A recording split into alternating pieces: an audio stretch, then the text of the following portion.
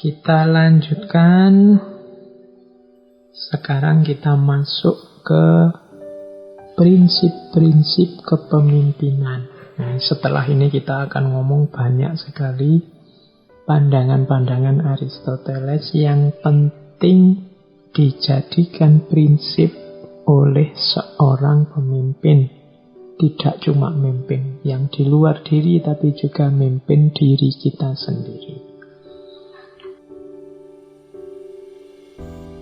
Kita mulai leadership prinsip. Ada banyak prinsip yang malam hari ini saya bawa, meskipun sebenarnya sangat banyak pikiran-pikiran para filosof, khususnya yang berhubungan dengan pembangunan, pembentukan karakter manusia, itu sebenarnya semuanya masuk kalau mau kita jadikan prinsip seorang leader, seorang pemimpin yang baik.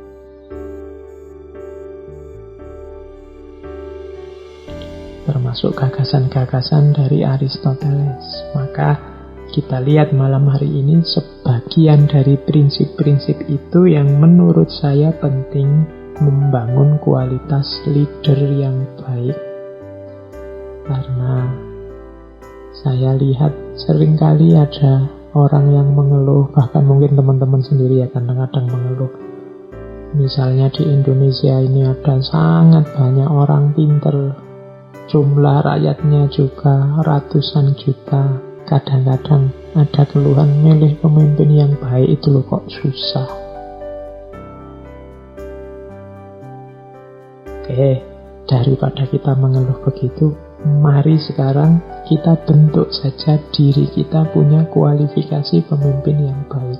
Paling tidak pemimpin yang baik untuk diri kita sendiri. Atau kalau ada di sini yang guru, mungkin dosen, mungkin ustadz, atau anak-anak muda yang punya gairah untuk masa depan yang cemerlang, maka prinsip-prinsip ini penting untuk kita pahami dalam rangka membangun diri kita sebagai seorang leader yang baik. Oke ya, kita mulai dari prinsip yang pertama.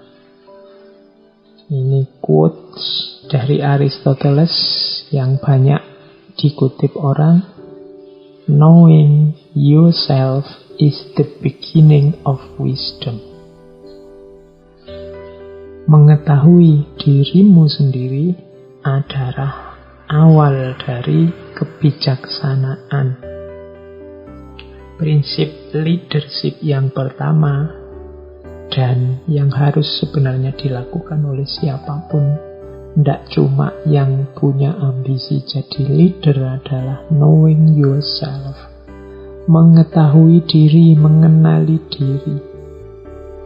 Karena tidak mungkin orang bisa bijaksana kalau dirinya saja dia tidak kenal, tidak ngerti.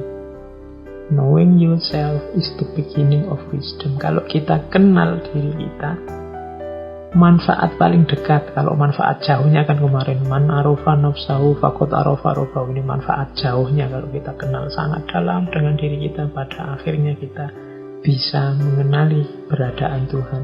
Tapi yang paling dekat adalah kalau kita kenal diri kita sendiri, kita akan mampu untuk bersikap bijaksana, khususnya terhadap diri kita sendiri juga. Kalau teman-teman mengenali diri, misalnya gini, aku ini orangnya sensitif, aku ini orangnya baperan. Tidak bisa ada orang ngomong jelek sedikit saja tentang aku, darahku naik, mataku merah. Itu kan kenal. Oleh karena itu, cobalah aku tidak terlalu banyak terlibat di forum-forum yang isinya saling celah, saling kritik. Tidak kuat aku itu, mudah panas. Ini kan kamu jadi bijaksana. Kenapa kamu bisa bijaksana seperti ini? Karena tadi kamu ngerti dirimu. Aku ini mudah tersinggung, aku ini mudah marah. Berarti terus dia mengambil kebijaksanaan untuk menjauh dari hal-hal yang mungkin membuatnya tersinggung. Nah, ini prinsip pertama seorang pemimpin. Dia harus kenal dirinya sendiri. oh aku ini lemah, mudah dihasut, mudah diprovokasi.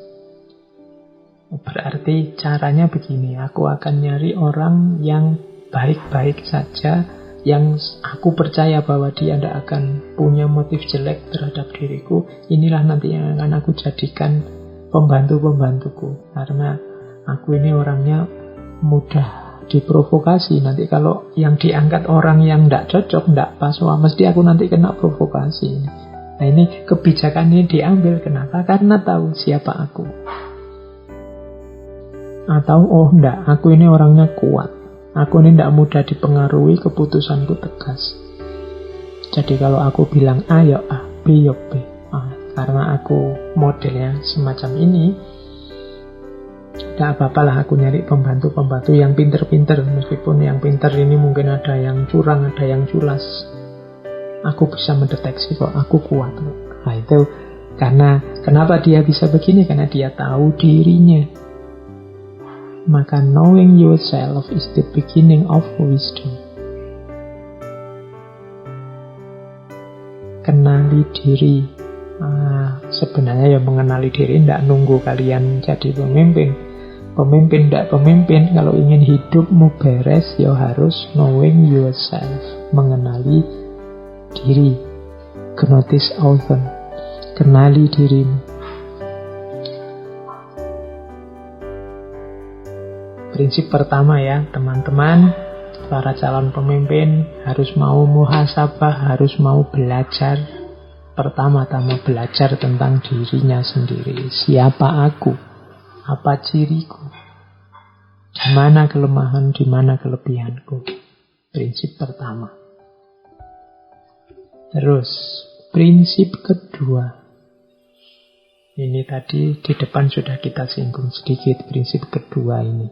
Diri kita ini adalah apa yang kita lakukan berulang-ulang.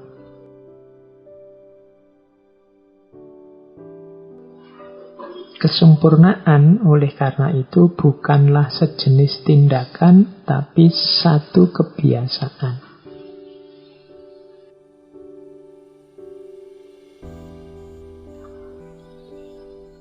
Ini di depan tadi sudah kita jelaskan. Kalau ingin jadi pemimpin yang baik, bentuklah karakter diri atau habit kita jadi orang yang baik.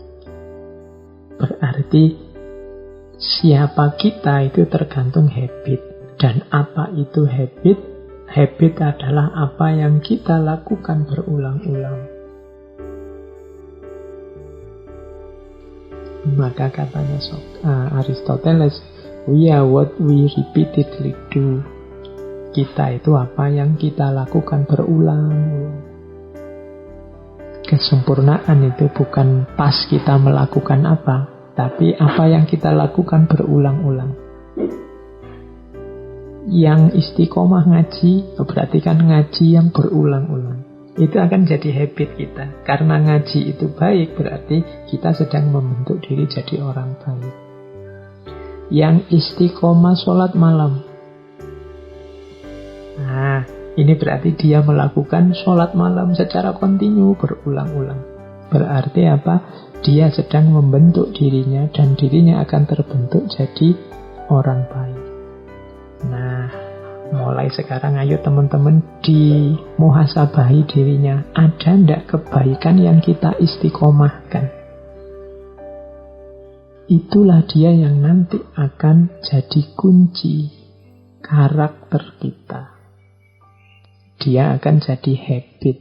Makanya setiap kali mulai ngaji, sering sekali saya tekankan untuk ayo kita istiqomah ngaji dong. Kenapa? Karena ngaji kan ini baik. Jadi karena ngaji itu baik, maka kalau diulang-ulang, dia akan jadi habit. Kalau habit yang tertanam adalah baik, ya karakter kita akan jadi orang baik. Pemimpin juga begitu. Dia terbentuk melalui apa yang berulang-ulang dia lakukan. Tips kedua bagi seorang pemimpin yang baik, pemimpin yang unggulan adalah dilihat dari yang berulang-ulang dia lakukan.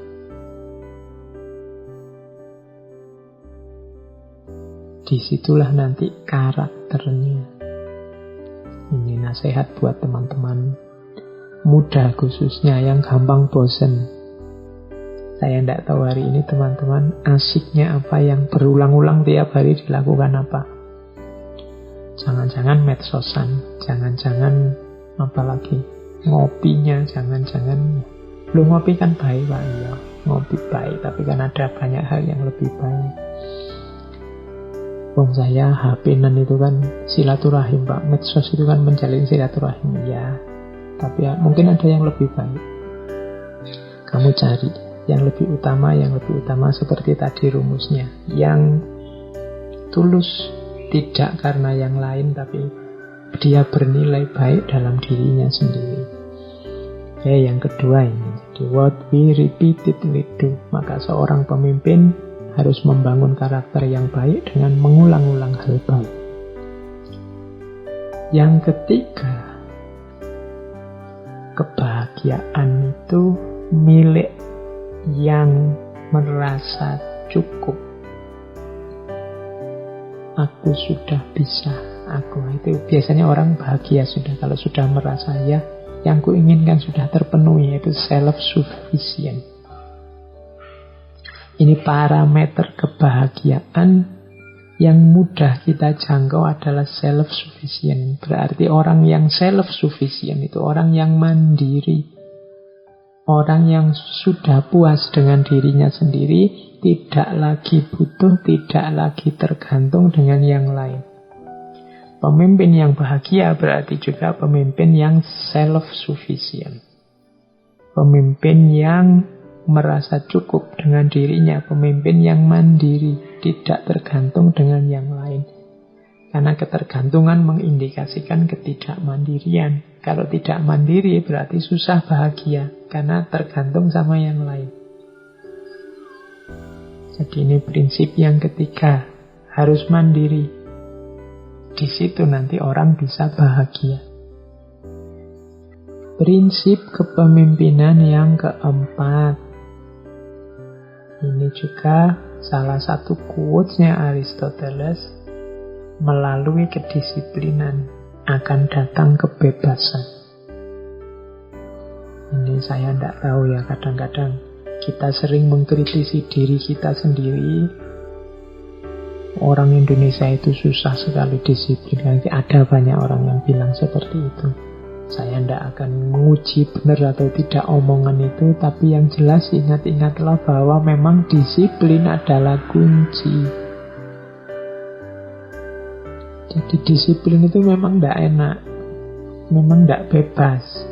Karena disiplin itu kan kita harus A, harus B, harus C, urut, kemudian tertib, kemudian sesuai aturan, kemudian di arah yang sudah ditetapkan, itu namanya disiplin.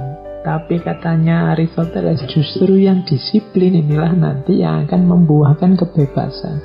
Disiplinnya memang agak ketat, tidak bebas, tapi buahnya kedisiplinan itu justru kebebasan.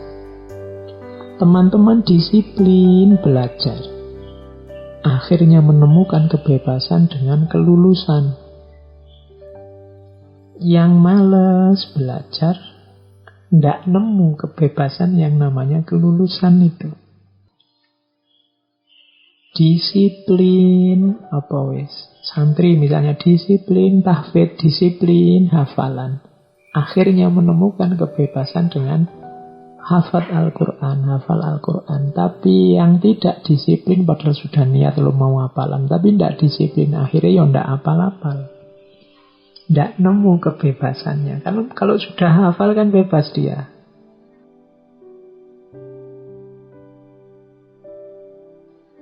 Nah itu, through discipline comes freedom. Ini prinsip yang harus dipahami oleh seorang leader. Tujuan yang diinginkan tadi, pemimpin tadi kan disebut harus kenal tujuannya, harus diupayakan secara disiplin. Ya memang dalam upaya mencapai tujuan ini banyak sandungan-sandungan, banyak kesulitan, tapi tetaplah disiplin. Kalau sudah disiplin akan ketemu kebebasan. Oh, sudah kena sekarang tujuannya, sekarang bisa bikin target yang baru, bisa bikin tujuan yang baru. Through discipline comes freedom. Melalui disiplin, lahirlah kebebasan. Meskipun dalam disiplin itu rasanya kok jadi tidak bebas ya Pak. Kita kayak robot ini Pak. Kita sengsara ini Pak. Kita susah. Loh iya, fasenya memang fase masih berjuang. Pemimpin juga harus ngerti logika ini. Logika. Through discipline comes freedom. Melalui kedisiplinan lahir kebebasan.